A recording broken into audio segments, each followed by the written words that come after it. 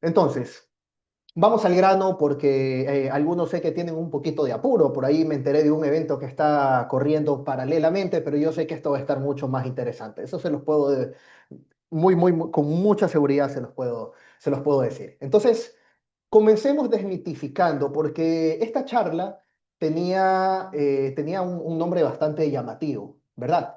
Entonces, realmente es una moda, es todo esta gran ola y esta burbuja del machine learning que se habla. Es porque tal vez los computadores hoy en día son tan poderosos que esto ha ganado relevancia.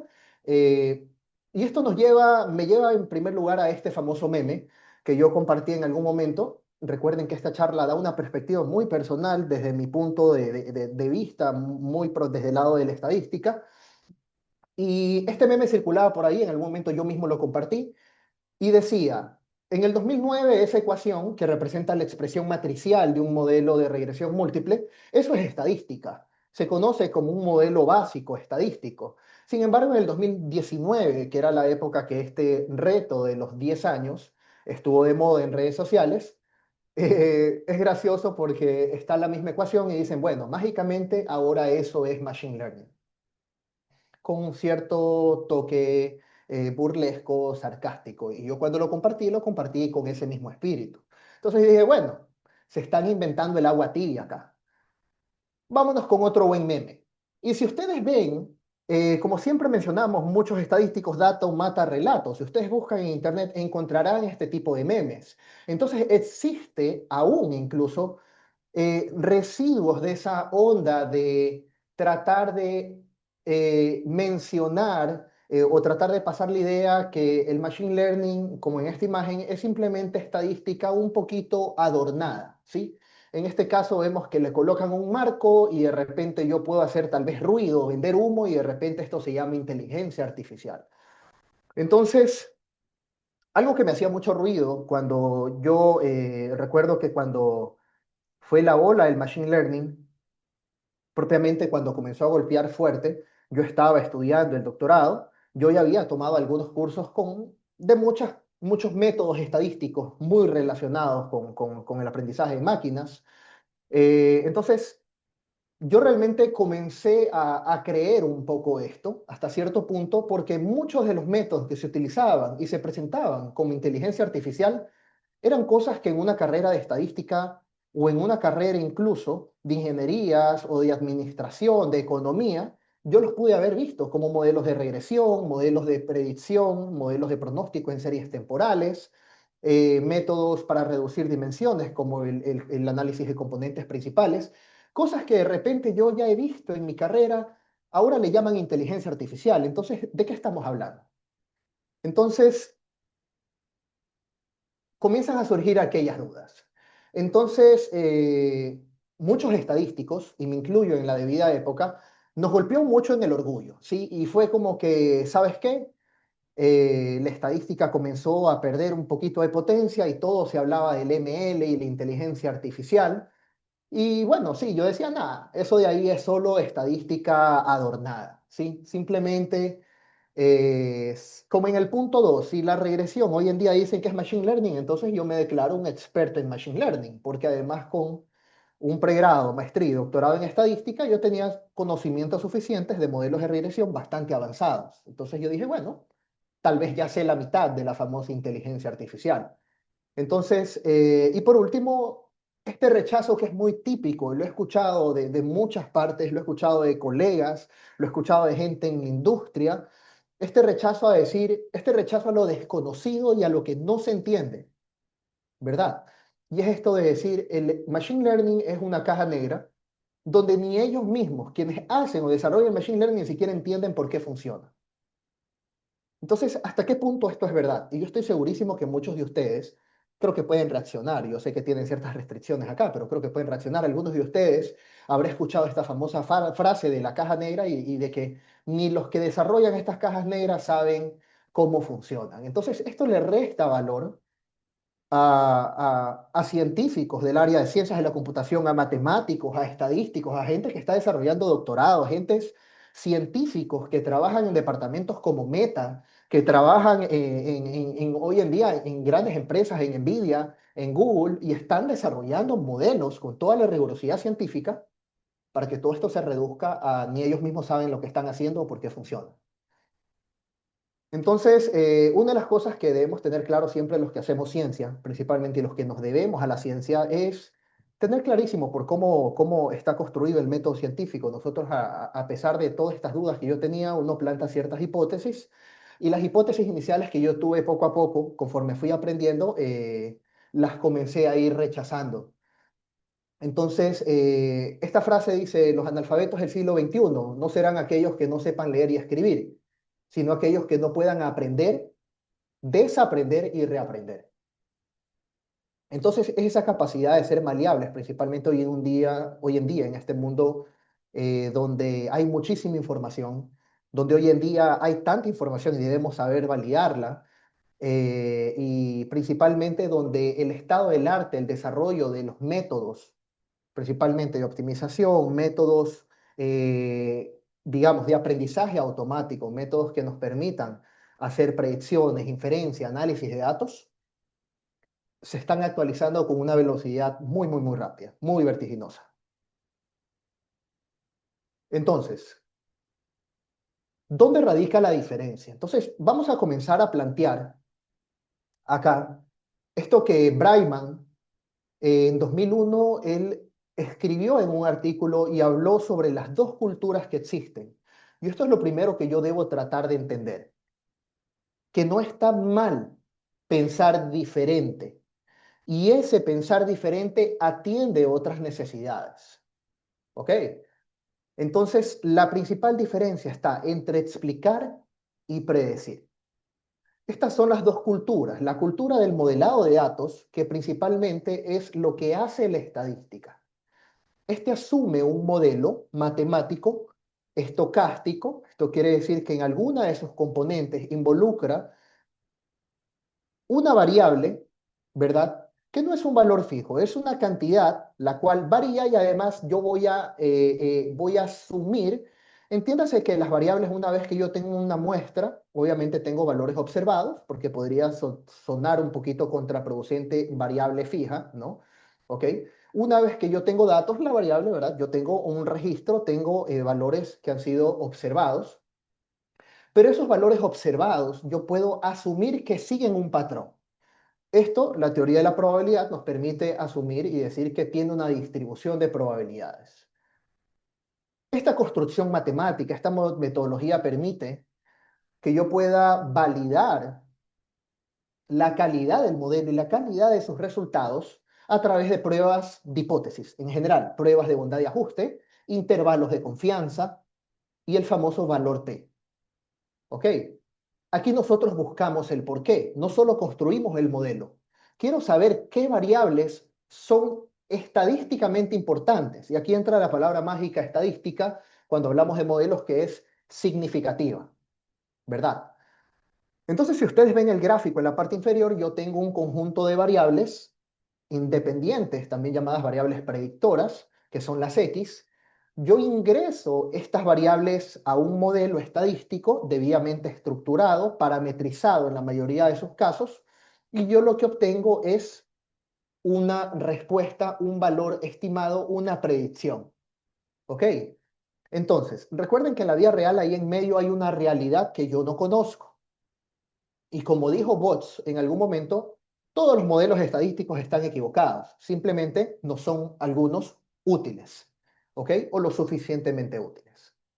Por otro lado, la otra cultura que apareció en algún momento con la necesidad de resolver ciertos problemillas es la cultura del modelado algorítmico, donde la estructura de ese modelo que se va a crear va a nacer a partir de los mismos datos. Van a ser los datos los que construyan ese modelo. ¿Sí? En el modelo estadístico imponemos linealidad, imponemos la forma de la función, mientras que en el modelado algorítmico nosotros queremos darle libertad al modelo por sí solo. Esto obviamente tiene sus pros y sus contras. Entonces, vamos con un ejemplo sencillísimo. Cuando yo estudio estadística y veo el modelo más sencillo, que es una regresión lineal múltiple, Por ejemplo, nosotros tenemos el interés en este caso, modelar las ventas, no voy a decir necesariamente pronosticar, simplemente modelar las ventas como una función de la inversión que voy a hacer en publicidad y del precio, en particular de un producto o de algo. ¿Ok? Vamos a decir de un producto, del producto en sí. Entonces, desde el punto de vista estadístico, yo ya puedo hacer diferentes análisis respecto a las variables importantes, etcétera, etcétera. Pero ¿qué resulta? Como es un modelo sencillo y además yo no tengo más variables observadas, yo trato de optimizar ese modelo porque las medidas usuales de rendimiento son muy bajas. El típico coeficiente R cuadrado ajustado, otras medidas basadas en verosimilitud. Y yo digo, ok, voy a mejorar este modelo quiero mejorarlo para tener una mejor predicción, un mejor poder predictivo. Yo quiero tener una mejor calculadora, donde yo ingreso el precio, ingreso lo invertido en publicidad y tengo un valor mejor ajustado o más cercano a las verdaderas ventas. ¿De acuerdo? Entonces, con ese objetivo, yo le aplico una transformación logarítmica a la variable de respuestas. Como ustedes pueden ver del lado izquierdo, he aplicado logaritmo a las ventas y con esto yo logro linealizar un poco una tendencia un poco no lineal que tenía, tal vez un poco exponencializada, y además he agregado este famoso término, ¿verdad? Que es el famoso término de interacción. Entonces, al agregar yo esta interacción, resulta que sí, yo voy a mejorar el modelo. El problema acá definitivamente es que yo estos cambios debo hacerlos de forma muy concienzuda, muy manual, analizando variable por variable, probando cosas, ¿sí? Es un trabajo de carpintería. Y además que voy a tener algunas desventajas muy obvias. Una vez que he mejorado el poder predictivo, que esa es la gran ventaja, las desventajas son, primero, en la regresión siempre nosotros hablamos de que la interpretación de un coeficiente yo la asumo mientras que las otras variables se mantienen constantes.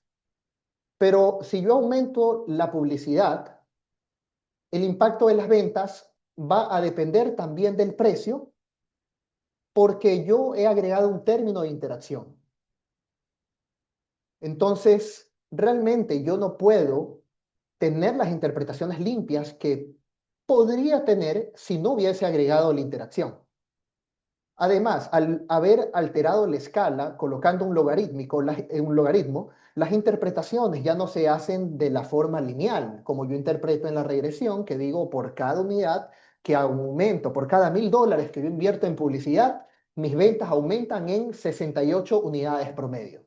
Ya no puedo decir eso porque la variable de respuesta está en logaritmo y los cambios ahora van a ser cambios porcentuales, cambios de tasas, que se van a complicar además porque recuerden que tengo una interacción.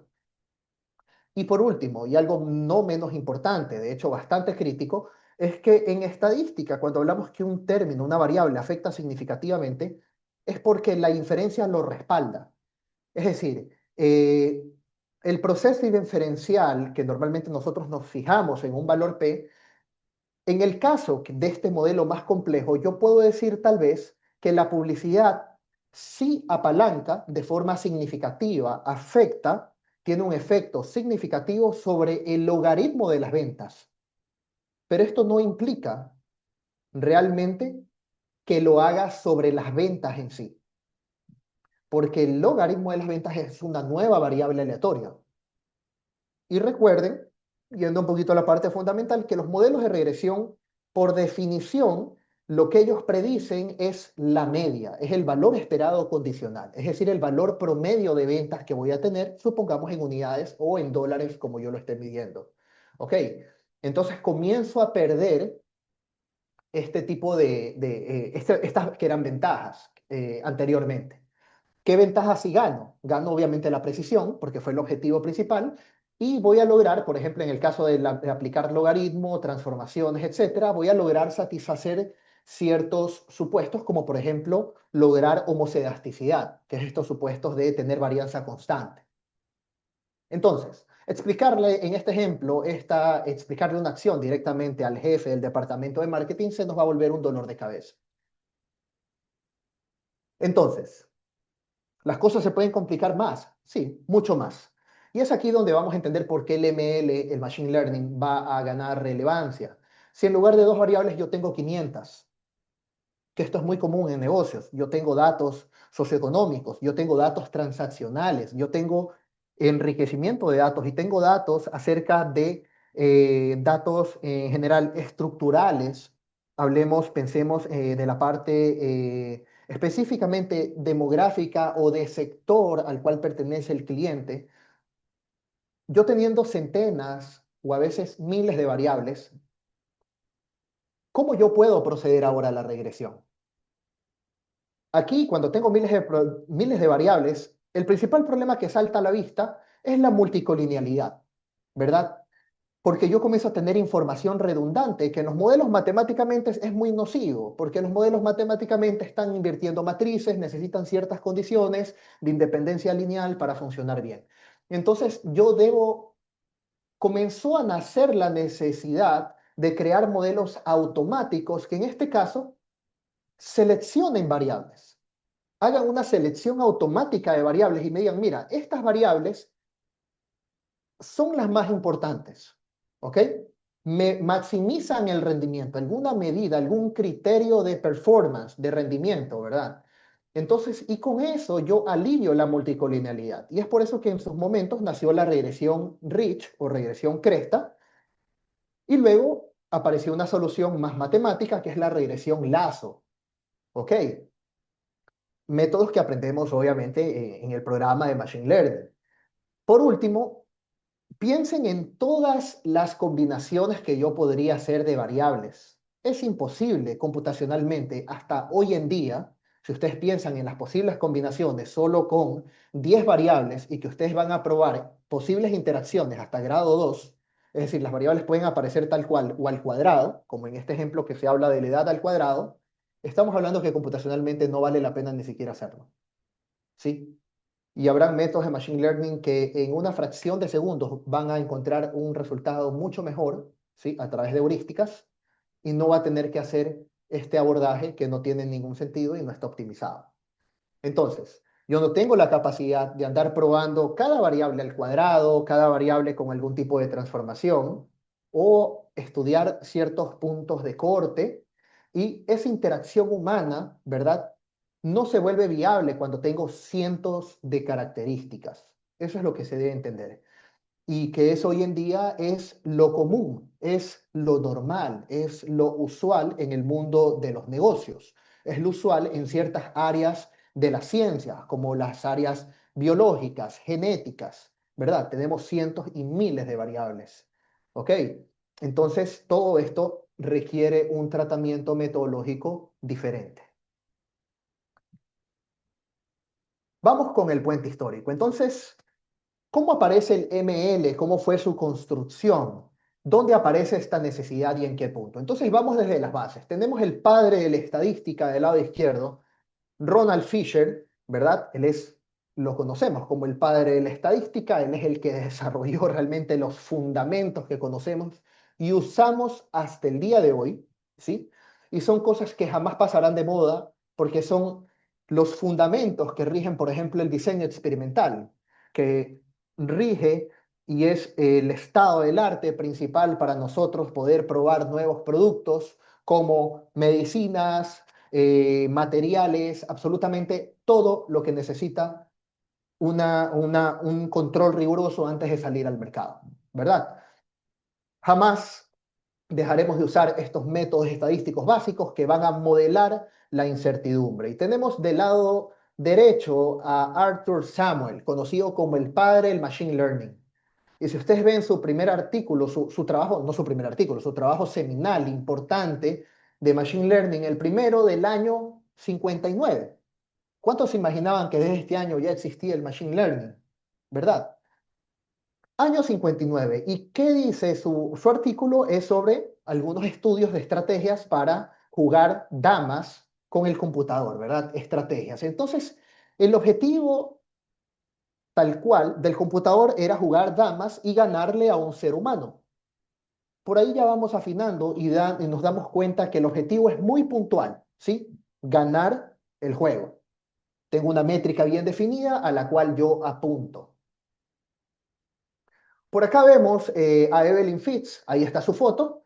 Eh, Ella desarrolló un modelo muy clave que es el método de análisis discriminante no paramétrico. El análisis discriminante es un método que se lo utiliza, que está dentro del Machine Learning, pero es un método estadístico que se estudia en cualquier curso de estadística multivariada, ¿sí? En una carrera de estadística. Este cambio de perspectiva, este salto de lo paramétrico a lo no paramétrico, a ganar flexibilidad con el costo de perder interpretación, es el gran salto que justamente divide el pensamiento del modelado estadístico al pensamiento computacional. Del lado izquierdo del gráfico, donde yo tengo puntos, piensen que en el eje de las X yo tengo esta persona cuánto me compra y en el eje de las Y yo tengo, por ejemplo, alguna otra variable transaccional, como pensemos simplemente con qué frecuencia me compra, ¿ok? Entonces vemos en colores, yo claramente ya tengo identificados dos segmentos, grupo azul y grupo moradito, magenta en realidad. Entonces, el método de análisis discriminante crea una línea, una recta separadora, y en este caso, al ser cuadrático, está colocando una curva, ¿no? Una parábola, ¿de acuerdo?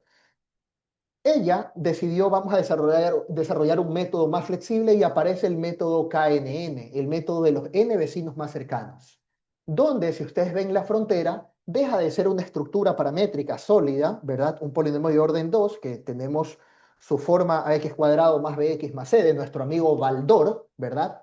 El terror de los colegiales. Y tenemos esta curva bastante flexible que logra generar una frontera que maximiza la separación entre un par de clases y vemos que gano poder predictivo.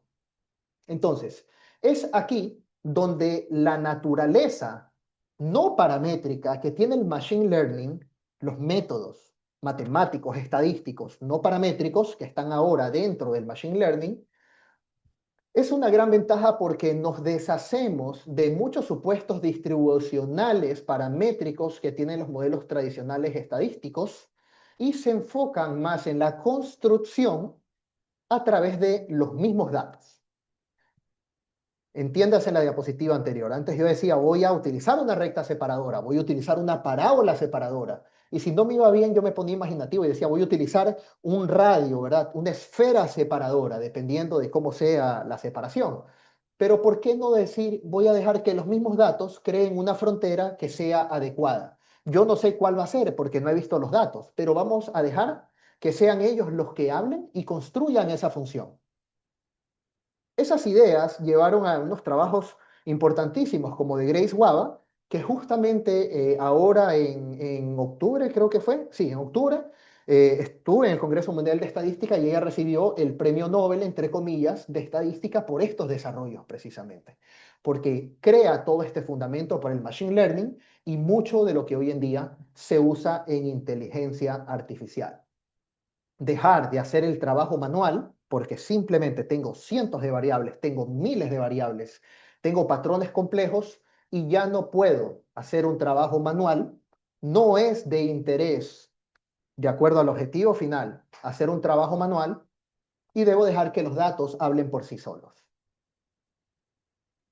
Algunos de ustedes todavía tal vez estarán como que esto suena como trabajo, no me convence, esto suena como que trabajo de vagos, es como que, bueno, ya no quiero, entiendo que con cientos de variables ya no puedo hacer el trabajo manual que hablábamos antes, pero ¿acaso vale la pena? Porque, ¿qué pierdo? Algo debo perder, ¿verdad?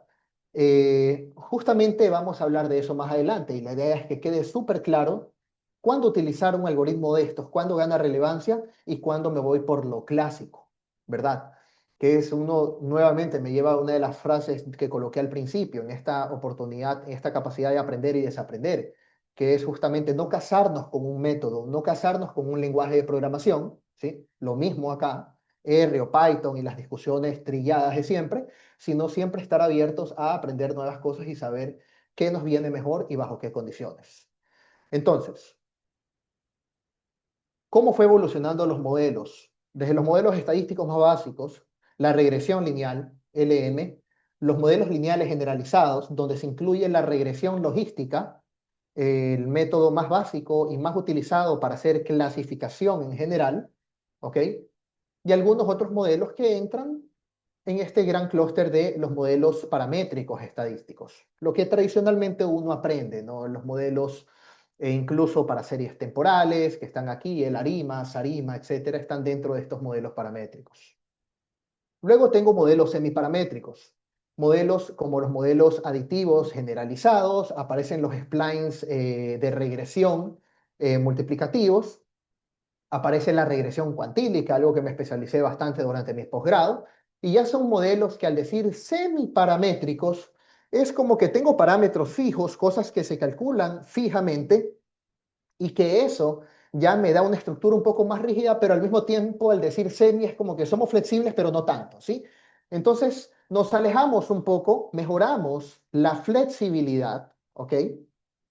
Y luego tenemos los modelos no paramétricos, que ahí entran los árboles de regresión, el KNN que hablé anteriormente, las redes neuronales y muchos modelos, la gran mayoría de Machine Learning, que están por acá, al menos dentro de la parte del modelado, no, del modelado supervisado.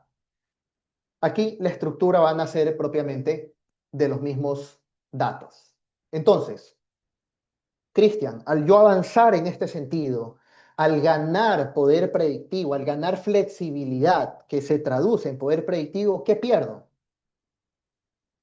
Tal cual se presenta en esta imagen, ustedes pueden ver que cuando yo en el eje de las Y, ¿verdad? Permítanme por acá colocar el apuntador, déjenme ver si es que tengo por aquí.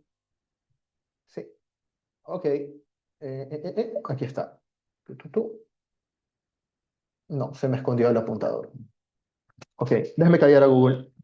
Ahí está. Ok, entonces si vemos en el eje de las Y, yo estoy seguro que están pudiendo seguir.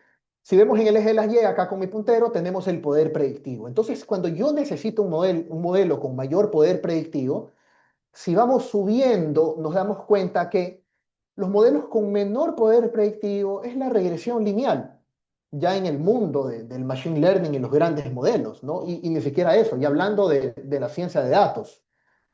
Porque acá arriba tengo modelos de aprendizaje profundo, donde tenemos las famosas redes neuronales y el tipo de estructuras, arquitecturas que permiten que funcionen modelos como ChatGPT, los modelos LLM en general, ¿no?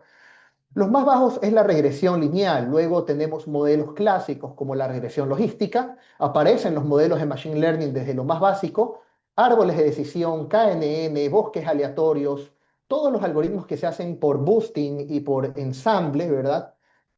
Como aparecen aquí el XGBoost y otros tipos de modelos, las máquinas de soporte vectorial y finalmente tengo las redes neuronales.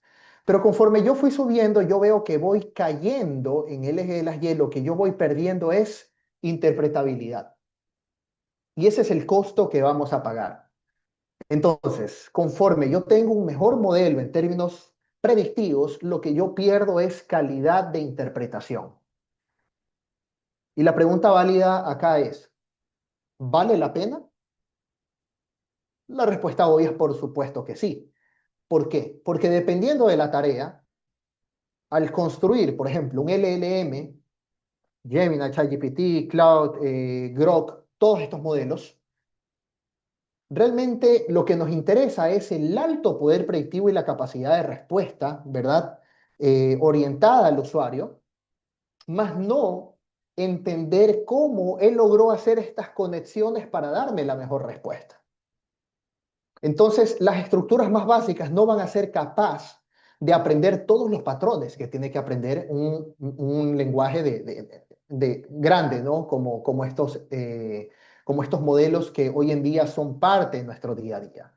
Entonces, vamos a ir justamente a entender, para que quede un poco más claro, cuándo es que esto realmente va a tomar relevancia, va a tomar importancia, perder un poquito de interpretabilidad para ganar precisión. Y nos vamos a mover un poquito. Por ejemplo, podemos ver por subtítulo un ejemplo clarísimo de Machine Learning. Veíamos que perdía un poquito de interpretación, pero ganaba poder predictivo. Están aquí en esa área los árboles de decisión. Yo recuerdo que mi primer curso de árbol de decisión que yo tomé fue por allá por el 2015, ya hace 11 años. Y los árboles de decisión, de hecho, son uno de los algoritmos más fáciles de leer, porque tienen esta estructura de árbol que es muy natural para los seres humanos. tal cual como cuando un médico te hace preguntas clasificatorias o eliminatorias para darte un diagnóstico. ¿Ok? Entonces, vean cómo la primera pregunta dice, ¿gastaste en publicidad más de $10,000? ¿Sí o no? Dependiendo de la respuesta, va la segunda pregunta. Por ejemplo, al no, vuelvo a preguntar y digo, ¿la temporada era de Navidad? ¿Sí o no? Si sí era, digo, vas a tener ventas medias.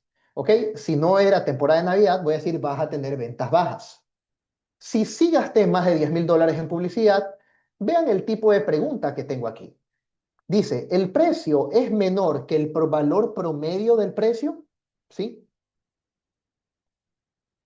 Y además, ¿la lealtad del cliente es mayor a 2 años? Este tipo de pregunta o condición está envolviendo dos variables. Esto es una interacción. Y no solo eso, sino que esta interacción está cortando, está determinando un punto de corte. Y esto es similar a que yo tengo una recta de regresión y yo de repente yo detecte un cambio de tendencia y yo sienta que la recta de regresión no tendría que seguir en ese mismo sentido, sino que tal vez vamos a quebrar la recta de regresión en algún punto. Y claro, en los árboles de regresión no necesariamente tengo ese tipo de corte con un ángulo, más bien son como saltos, todos ellos paralelos, ¿verdad? Pero yo puedo incorporar interacciones y una de las cosas más interesantes que yo logro con los modelos como los árboles de decisión, que es un modelo de Machine Learning bastante interpretable, es que yo gano esto, que él automáticamente encuentra esos puntos de corte óptimos. Por ejemplo, dijo, si tu gasto es mayor a 10,000, y ya nosotros podemos detectar que algo pasa, hay una tendencia en las ventas cuando yo invierto más de 10,000 y cuando yo invierto menos de 10,000. Y eso directamente ya es un insight, ¿sí? Es un dato que es completamente accionable para la gente que está invirtiendo. ¿Ok? Otra cosa más, yo pude haber tenido, ojo, cientos de variables, pero este algoritmo en particular ya tiene esta propiedad que le llamamos de encogimiento, shrinkage en inglés. Y es que ya ha elegido variables y aunque suene gracioso al ser un árbol, este proceso se le llama podaje, tal cual se poda un árbol y lo dejamos más chiquito para mejorar la interpretación. Ok, entonces ha seleccionado variables para yo tener un mejor modelo. Entonces, me solucionó la elección de variables de forma automática. No usa las variables completamente, sino establece qué porciones de la variable son significativas, como por ejemplo en el caso del gasto en publicidad mayor a 10,000, y además está capturando las interacciones de forma completamente natural y de forma completamente automática, sin yo tener que haber hecho algún trabajo manual. ¿Ok? Espero esté quedando un poco más claro y ahora sí vámonos con los ejemplos que competen precisamente a este programa, ¿no? Algunos ejemplitos que alguien diga, bueno, ahora veamos, cuando yo realmente hay trabajos, hay modelos donde yo necesito sí o sí utilizar Machine Learning y cuáles donde tal vez puedo hacer los dos abordajes, un abordaje estadístico clásico y un abordaje también de Machine Learning, ¿ok? Entonces, primer caso, tenemos, no voy a ahondar en qué es aprendizaje de máquinas o machine learning supervisado y no supervisado, que son, digamos, la división más común, ¿verdad? Aunque hay otras. Eh, Vamos a un ejemplo de detección de fraude transaccional. Es un ejemplo donde creo que es bastante claro que predecir con una alta precisión lo es todo, ¿sí? Aquí el problema simplemente va a ser detectar un fraude en instantes, así, en milisegundos, en cuestión de segundos, mientras envía una transacción y vuelve, ¿verdad? Por ejemplo, y experiencia personal, de hecho por alguien cercano, usaron su tarjeta, no sé cómo, en algún momento se filtró la información y lo usaron para hacer una venta, una compra en realidad, de saldo en estas plataformas de apuestas, ¿ok? Pobre mi amigo, tuvo que irse hasta el banco a solucionar ese problema, un tremendo lío. Entonces las empresas tienen que blindarse con sistemas, ¿verdad? antifraude. Justamente hoy tuve una reunión con una empresa que justamente se dedicaba a esto y nos hablaba de cómo ellos abordaban este tipo de problemas. Entonces, aquí el objetivo es sencillísimo. Es simplemente detectar con la mayor precisión cuando tengo un fraude. Ya está. Y obviamente evitar los falsos positivos, que son casos donde yo digo esto es fraude y en realidad no lo es, no lo era, ¿verdad? Era una persona que simplemente, yo qué sé, se fue de viaje y ahora está accediendo desde Tailandia, acostado en una playa, desde su teléfono, haciendo una transferencia y de repente yo le bloqueo la transferencia, por ejemplo, ¿sí? Un falso positivo y un falso negativo, que sería un caso donde yo digo no, todo está normal y en realidad sí es un caso de fraude, ¿verdad? El enfoque aquí es simplemente encontrar, ¿verdad? Maximizar nuestro poder predictivo, tener el mejor rendimiento, pero está encontrando patrones muy, muy complejos en los datos. Yo tengo cientos de variables, tengo miles de variables que yo no puedo dedicarme a analizar una por una, no puedo hacer el análisis de transformaciones de variables, analizar interacciones, términos polinómicos, nada. No me interesa. Vamos a darle la libertad a los datos que encuentren patrones complejos, encuentren relaciones y detecten los drivers, los móviles, las variables, las condiciones que conducen a un fraude. Por ejemplo, ¿qué podemos decir? Por ejemplo, compra obviamente un valor que sea muy raro, un producto que sea, por ejemplo, muy extraño para normalmente lo que compra este cliente, que no, que la IP no sea la IP normalmente de donde accede el cliente y diferentes tipos de condiciones, ¿verdad? Que tienen que darse como para yo detectar un fraude. Hoy en día, ¿eso se hace de forma manual? No, porque si yo lo hago de forma manual, voy a tener un algoritmo con un rendimiento X, pero un algoritmo de aprendizaje de máquinas me va a lograr ofrecer un método que va a tener un rendimiento mucho mayor. Y como mi objetivo es ofrecerle a mi cliente el mejor detector antifraude, simplemente me voy a ir por aquel que me da la mejor solución. Tercera pregunta, ¿importa el por qué? ¿Importa por qué mi algoritmo es tan bueno si yo soy, por ejemplo, una pasarela de pagos, ¿verdad? Me interesa y viene alguien a ofrecerme el servicio y me dice que su método tiene el 99.99 de precisión. Me interesa saber por qué es tan bueno. Realmente no. Desde mi punto de negocio, desde lo que yo adquiero y lo que necesito, no me interesa saber cómo lo hace el método matemático. ¿Sí? En este caso no interesa, simplemente nos interesa bloquear la transacción a tiempo, ¿sí? Antes de que esta simplemente pase, pues, ¿no? Entonces, en general, el Machine Learning tiene la característica de que gana su importancia cuando la rentabilidad depende de la precisión pura. Así de simple. Y luego, al final, vamos a ver un ejemplo que no solo va a ser de rentabilidad, para no sonar muy money making y muy capitalistas acá. ¿Ok? Vamos a entender también cómo el ML puede mejorar nuestra calidad de vida. Entonces, vamos con otro ejemplo muy de Machine Learning, que es el dilema del el scoring de crédito. El enfoque tradicional en las empresas de buró, dentro de las mismas instituciones financieras, normalmente lo que se hace es hacer una predicción. El score tradicional lo que mide es la probabilidad de impago de un cliente. ¿Ok? ¿Cuál es la probabilidad de que él no me pueda pagar próximamente? ¿De acuerdo? Esto lo hace Equifax, Aval y otras empresas nuevas que están entrando en el mercado. ¿Ok?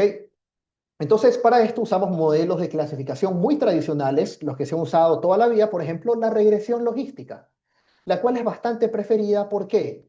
Porque este modelo básico, si yo lo diseño con buenos indicadores financieros, como ratios de endeudamiento sobre ingreso, etcétera, ¿verdad? Eh, yo logro construir un modelo con un poder predictivo bastante bueno, decente, pero sobre todo yo necesito interpretabilidad y gano interpretabilidad. Una regresión logística me permite decir que por cada unidad que aumenta tal unidad, yo puedo hablar sobre la razón de chances o la chance de la probabilidad de que una persona sea incumplida puede aumentar en un 50%. Puedo hacer interpretaciones muy claras. Y si ustedes ven los reportes del Buró de Crédito, a nosotros nos dicen no solo nuestro valor de score, sino qué variables han hecho que tengamos ese score, ¿sí? Y eso la superintendencia de bancos exige, por ejemplo, que sea comunicado al cliente. Entonces necesitamos un modelo que sea interpretable. Por eso, en el estado del arte general es esta regresión logística que me da una interpretación bastante decente. Sin embargo, hay el enfoque de muchas empresas como FinTech, ¿no? Que es utilizar ya algoritmos de ML que sean un poquito más automáticos, que encuentren patrones más escondidos, más interesantes, pero que aún sean interpretables, como el árbol de decisión que les mostré anteriormente. Estos árboles, y ya cuando se ensamblan, suele complicarse la interpretación, pero van a maximizar el poder predictivo en la asignación de crédito. Es decir, yo no me voy a equivocar menos otorgándole un crédito a una persona que en realidad no me lo va a pagar. Yo le voy a decir, ¿sabes qué? No, porque corro mucho riesgo o paso a un semáforo amarillo y le pido más información. ¿Ok? Y el trade-off, el balance entre ambas, va a ser perder interpretabilidad a cambio de un mayor poder predictivo y captar clientes no bancarizados. Clientes que yo no tengo información que me es proveída como empresa de buró, por ejemplo, a través de la super de bancos. Entonces, dependiendo del negocio, ¿verdad? De lo que nosotros estemos haciendo, yo voy a regirme, yo puedo manejarme en esa tolerancia de que si lo que me importa es la interpretación o lo que me importa es el poder predictivo, el prácticamente tener una bola mágica donde yo puedo decir quién me va a pagar y quién no, de acuerdo a mi histórico. ¿Ok? Entonces, vamos finalizando con un método de Machine Learning no supervisado, que básicamente es la parte del Machine Learning que utiliza métodos estadísticos, algebraicos, matemáticos en general, para descubrir patrones.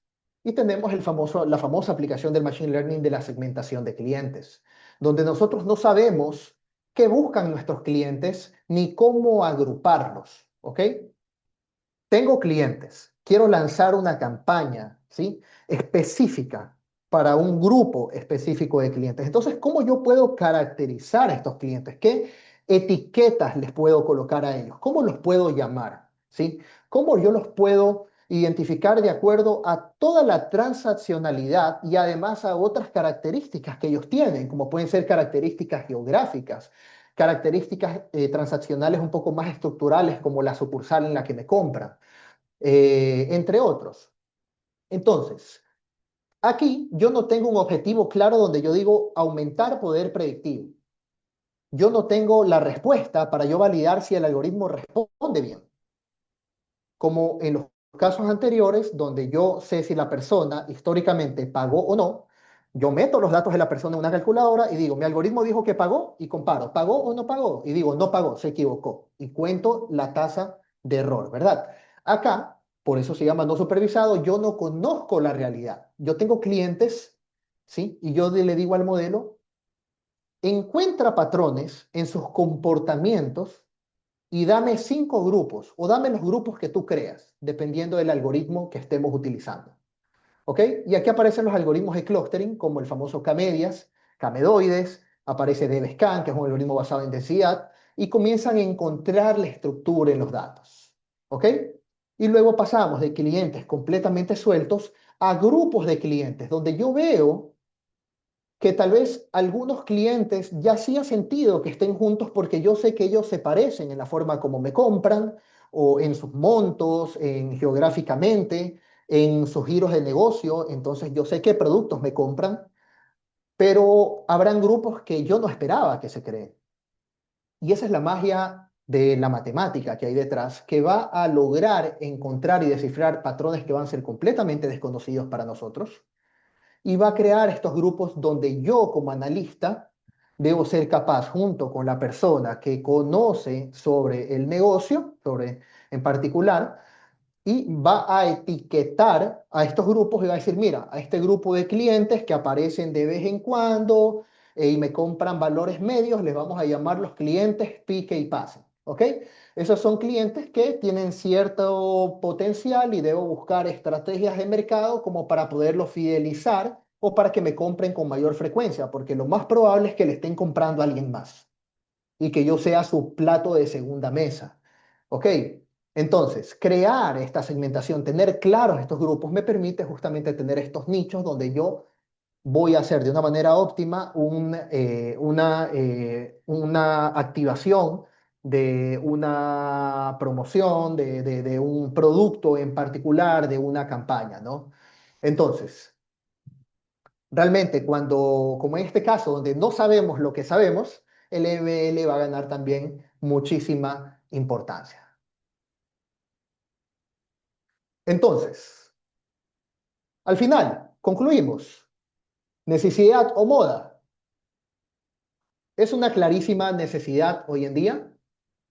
Si bien la ciencia es su cimiento, es la ciencia fundamental, la estadística, perdón, es la ciencia fundamental para entender el comportamiento de los datos y en cualquier estudio relacionado con datos, con ciencia de datos, ojo, sin ella, sin la estadística, el machine learning no existiría.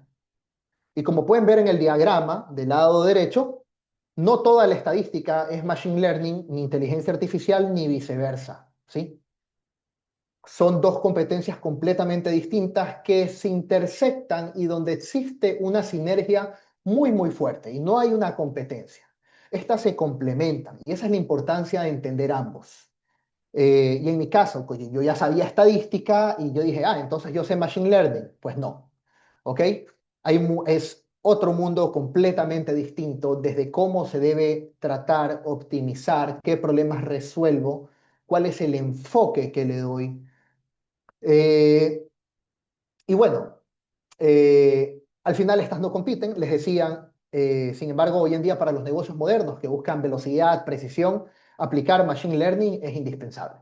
Y entender que el machine learning hace un trabajo especializado, que atiende una necesidad completamente distinta a lo que hace un modelo estadístico tradicional. Y para cerrar esto, ¿sí? Entender que el machine learning hoy en día no es la estadística con mejor marketing, es una evolución necesaria para resolver problemas predictivos que hoy en día, por los grandes volúmenes de datos, por la gran cantidad de datos no estructurados, que no los he mencionado, entiéndase que hoy en día los datos no solo están en tablas, ¿verdad? Yo tengo los datos como imágenes, yo tengo los datos como videos, ¿sí? Eh, el machine learning llega acá a salvar realmente y a salvar todas estas construcciones de modelos predictivos que la estadística clásica no fue diseñada para escalar. Termino con esta reflexión. ¿Qué sucede cuando tenemos, supongamos un caso donde tenemos pacientes con un tipo específico de cáncer? Si nosotros tenemos un familiar cercano, muy cercano, como paciente justamente, que está esperando un diagnóstico, ¿qué preferimos nosotros? Un modelo altamente predictivo, ¿verdad? Que tiene un 85% de tasa de precisión, o preferimos un modelo muy inteligente, caja negra, no sé cómo funciona, fue construido a través de los mismos patrones de miles de variables, pero que me da el 99.99% de precisión. Si ustedes ven, desde el punto de vista, en este caso, del usuario, del cliente, que es el paciente, me interesa la precisión y el objetivo es la precisión. Y hablábamos de que cuando en el negocio el monetizar se relacionaba directamente con el poder predictivo, ¿verdad? El machine learning gana. Y lo mismo acá. Si acá el objetivo es salvar vidas, ¿sí? Directamente nosotros vamos a preferir un modelo con un altísimo poder predictivo. Lo otro, ¿para qué sirve? Lo otro sirve a nivel científico, sirve para que los médicos detecten, por ejemplo, asocien qué tipo de cosas, asocien un gen que produce ese tipo de cáncer, un gen que es hereditario tal vez, hábitos del paciente que producen o aumentan la propensión del desarrollo de este tipo de cáncer. Para eso me sirve un modelo estadístico y es por eso que también la estadística jamás dejará de tener una relevancia o una importancia. Son dos enfoques completamente distintos que satisfacen dos nichos diferentes de clientes. Y tal cual, como lo hemos mencionado anteriormente, realmente siempre va a depender de cuál es el objetivo principal de nuestro estudio. Entonces, los invito a que dejen de ser espectadores. Tenemos nuestro programa diplomado en Machine Learning, el cual sé no estaba enterado, pero bueno, me pasaron la imagen a última hora, la he agregado acá.